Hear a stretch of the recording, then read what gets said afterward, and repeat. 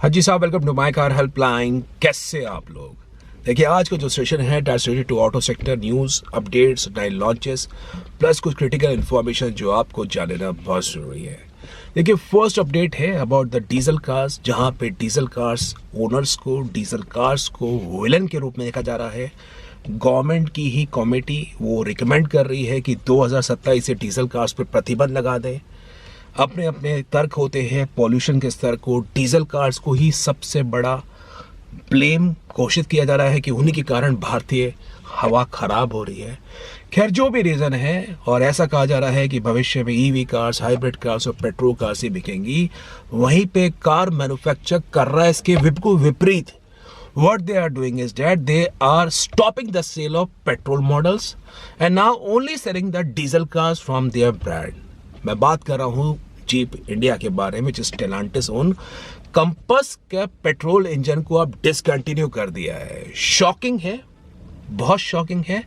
Compass is now solely available only in diesel engine, और पहले इनकी लास्ट ईयर आई थी मेरिडियन, उसको केवल डीजल में ही उपलब्ध कराया है।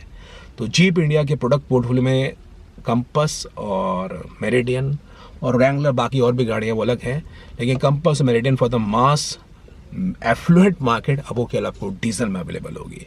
तो स्ट्रैटेजी आप इसको बताइए कैसी लगी? क्या ये स्टेलांटिस इंडिया की स्ट्रैटेजी ठीक है? ऑल्दो 550-600 गाड़ियाँ बिक रही है फ्रॉम द जीप ब्रांड, और उनकी सिट्रॉ से 1000 गाड़ियाँ बिक रही हैं, लेकिन इसके पीछे की कहानी भी जान लीजिए कि क्यों बंद किया। तो देखिए साहब, BS6 फेज 2 एमिशन कंप्लाइंट ले कार के इंजन को अपग्रेड करना पड़ता है, उसमें कॉस्टिंग लगती है सम। और कंपस की हालांकि डीजल इंजन बहुत बढ़िया है, पर पेट्रोल इंजन भी एक्सेप्टेबल था, dual dry clutch automatic transmission में आता था। उसको अपग्रेड करने कंपनी को लगा भैया सेल्स तो ज़्यादा कुछ हो नहीं रही है, they have discontinued and somehow. जहाँ पे भारतीय कस्टमर्स का रुझान बढ़ रहा है पेट्रोल कार्स पे, वहाँ पे कस्टमर को अब कंपस केवल डीजल में अवेलेबल होगी। सो अपने कमेंट्स को ज़रूर मेंशन करिए। What you think, is this strategy good कि सेल थोड़ी कम हो रही है, इसको बंद कर दे? इससे कंपस की जो सेल है क्या और कम नहीं हो जाएगी? वो आप बताइए। जो दूसरी न्यूज़ है दैट्स ऑल अबाउट ईवी, क्योंकि ईवी पे फोकस है। सो साहब, Tesla global leader of the EV बादशाह कहा जाते हैं, उनकी टीम इंडिया के अंदर है so as to set up manufacturing plant, और अब बड़े सीरियस मोड में है। ऐसा आप देख सकते हैं टेस्ला भारतीय मार्केट में 2026-27 के बाद गाड़ियां भी बेचना शुरू कर देगी। तो फिंगर्स क्रॉस है, बहुत ही बढ़िया खबर है। लेकिन उसी के विपरीत गवर्नमेंट को ऐसा भी लगना शुरू हो गया है कि भैया ईवी पे इतने ज़्यादा रिबेट्स ऑफर कर रहे हैं, कंसेशंस ऑफर कर रहे हैं, तो उनके राजस्व पे खतरा आ रहा है। इसलिए मिनिस्ट्री ऑफ हेवी इंडस्ट्रीज ने एक नया फॉर्मूला निकाला है, जिसमें कहा है कि ईवी पे जो सब्सिडी ऑफर कर रहे हैं अंडर फेम स्कीम, उसमें चेंजेस किए जाए। और सर, अगर चेंजेस की बात करूं तो 40% से घटाकर 15% की बात करी है।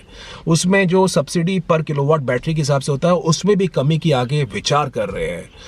इसका इम्प्लीमेंटेशन होने के बाद जो इमीडिएट इम्पैक्ट पड़ेगा, वो इम्पैक्ट पड़ेगा इलेक्ट्रिक 2 व्हीलर्स पे। लेकिन अगर उसमें और भी कमी आ गई, क्योंकि गवर्नमेंट का अगर राजस्व ही नहीं आएगा, tax collection is what the source, तो आने वाले समय में वो आपको इम्पैक्ट इलेक्ट्रिक 4 व्हीलर्स पे भी पड़ेगा। तो वो आप जान लीजिए। तो टेस्ला अपना प्लांट सेटअप करने की कोशिश कर रही है, वहाँ पे ये भी न्यूज़ है। और उसी के साथ साथ टोयोटा ने एक बहुत बड़ा अनाउंसमेंट किया है।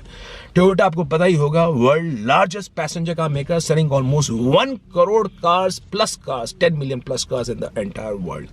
टाटा महिंद्रा कुछ नहीं है टोयोटा की पैसेंजर कार सेक्शन के सामने। अब टोयोटा ने स्टेटमेंट ये इशू करी है, वो जान लीजिए, that considering the global resources, what they have stated, they are going to focus on the hybrid cars instead of the EVs. उनके हिसाब से जो EV के resources हैं, उससे काफ़ी सारी hybrid कार बन सकती हैं as against the EV. Plus उन्होंने ये भी ऐसा उनकी स्टडी निकल के आया है कि यूएस जैसे मार्केट में, जो डेवलप मार्केट है, वहाँ पे चार्जिंग इंफ्रा सेटअप करने में, इस तरह से करने में, वो बहुत उसमें समस्याएं हैं। प्लस उनके हिसाब से, जिस हिसाब से नेचुरल रिसोर्सेज कम है for developing that EV battery, आपको पता ही होगा लिथियम, निकल, कोबाल्ट उस तरह से बनती है। तो वो सोच रहे हैं कि अगर इस तरह के रिसोर्सेज कमी रहेगी तो फ्यूचर में तो actually EV cars can turn out to be expensive, because उसमें जब नेचर में उस चीज़ की लिमिटेड रिसोर्सेज हैं और उसको इतनी जल्दी एग्जॉस्ट किया जाएगा, तो उससे तो कीमत काफ़ी बढ़ सकती है ईवी कार्स की। तो वो हाइब्रिड कार्स पे फोकस कर रहे हैं, वो आप जान लीजिए। और बड़ा शॉकिंग एक बात है कि टाटा मोटर्स और Mahindra are focusing on EV I think उनको भी देखना चाहिए, अगर हाइब्रिड में ऐसी स्कोप है तो हाइब्रिड में लेके I think hybrid is more easy so as to manufacture in. Indian government से भी रिक्वेस्ट है कि sir hybrid is pro practical, कि आप सिटी में चला रहे हैं, कस्टमर कार चला रहा है, वहाँ पे कार बैटरी में चलेगी, स्वयं कार बैटरी में चार्ज भी होती रहेगी जब कार इंजन में चलेगी, because on the high speed, come speed पे चलेगी, रेड लाइट पे चलेगी, वहाँ कार बैटरी पे चलेगी। मोर प्रैक्टिकल सेटअप है, ईजी टू मैन्युफैक्चर है और बड़ा ईजी टू स्केल अप है। उसमें गवर्नमेंट अगर थोड़ा सब्सिडी ऑफर करे I think that could make further sense. तो एक बात है, टाटा और महिंद्रा की प्लानिंग पे, फ्यूचर प्लान्स पे भी एक सवाल है, वो आप जान लीजिए। जो अगली खबर है साहब वो है निसान इंडिया के बारे में। अभी निसान का भविष्य कैसा लगता है आप बताइए, आप बताइए, सच बता रहा हूँ, अपने कमेंट जरूर बताइए। अभी उनकी मैग्नाइट को करीब 3 साल भारतीय मार्केट में हो रहे हैं, उनकी बाकी सारी कार्स इंडियन मार्केट में एक्स आउट हो गई है, किक्स भी बंद हो गई है। मैग्नाइट का एक स्पेशल एडिशन निकाला है गेजा के नाम से, अब यही काम कंपनी कर रही है। 2,500-3 हज़ार गाड़ियाँ गिनती की बिक रही है from almost 120-125 outlets, transforming to just average sales of 20 से 25 गाड़ियाँ। अभी 20 से 25 गाड़ियाँ बेच के आउटलेट कैसे अपना कॉस्टिंग निकालेगा, वो एक बात है। और कंपनी की बाकी गाड़ियाँ कहाँ हैं जो ग्लोबल मार्केट में है, शोकेस तो करते रहते हैं। तो निसान के भविष्य पे बड़ा बड़ा सवाल है, ये आप जान लीजिए। समहाउ निसान की जो सेल्स है वो सेट्रॉक और मतलब स्टेलांटिस की सेल से थोड़ी सी बेहतर है, despite of the product in the sub 4 metre segment. तो आपको क्या लगता है निसान इंडिया अगले साल 2 साल के अंदर भी भारतीय मार्केट में स्थिर रह पाएगा? अपने विचार कमेंट बॉक्स में ज़रूर मेंशन करिए।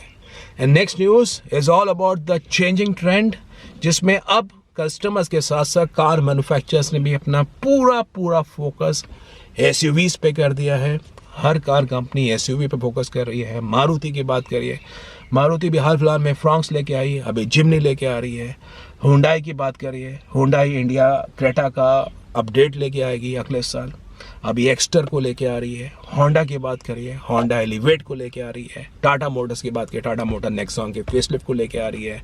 महिंद्रा की बात करिए, महिंद्रा थार के 4 डोर या 5 डोर वर्जन जो भी अपना जाते हैं उसको लेके आएगी। महिंद्रा एक्सयूवी जो उनका 700 है उसके इलेक्ट्रिक वर्जन को लेके आएगी, कि जो टाटा मोटर्स की कर्व है। किया सेल्टॉस के फेसलिफ्ट को लेके आएगी। तो सारा ट्रेंड, सारा फोकस एसयूवी कार्स पे शिफ्ट हो गया है। तो आप कौन सी एसयूवी कार देख रहे हैं उसको भी कमेंट बॉक्स में ज़रूर मेंशन करिए। तो ये कुछ ज़रूरी अपडेट था about the happenings of the auto sector, plus very important for you, www.mycarhelpline.com पे ज़रूर विजिट करिए बॉस। आपको न्यू कार सेक्शन मिलेगा, ऑन रोड प्राइसेस मिलेंगे, आपको कार लोन की EMI कैलकुलेटर मिलेगा, एलिजिबिलिटी कैलकुलेटर मिलेगा, लोन का एमोर्टाइजेशन कैलकुलेटर मिलेगा, जहाँ पे चेक कर सकते हैं जो भी आप EMI पेमेंट कर रहे हैं उसमें कितना प्रिंसिपल इंटरेस्ट का ब्रेकअप है। डिस्काउंट ऑफर सेक्शन है, आपको फोरम आ सकते हैं, वहाँ पे आप प्रोफेशनल रिकमेंडेशन मिलेगी, न्यू कार लॉन्चेस के बारे में न्यूज़ ब्लॉग चेक कर सकते हैं, सर्विस सेक्शन चेक कर सकते हैं। प्लस अगर कोई पुरानी कार में इंटरेस्ट है, पुरानी कार बेचना चाहते हैं तो माई कार हेल्पलाइन में क्लासीफाइड सेक्शन में फ्री में लिस्टिंग कर सकते हैं, या पुरानी कार खरीदने के लिए यूज्ड कार बायर्स को भी कांटेक्ट कर सकते हैं। माई कार हेल्पलाइन वेबसाइट को जरूर विजिट करिए। I hope you like this video. If in case yes, avoid share, subscribe to my car helpline for the very best of updates on the auto sector. Thank you.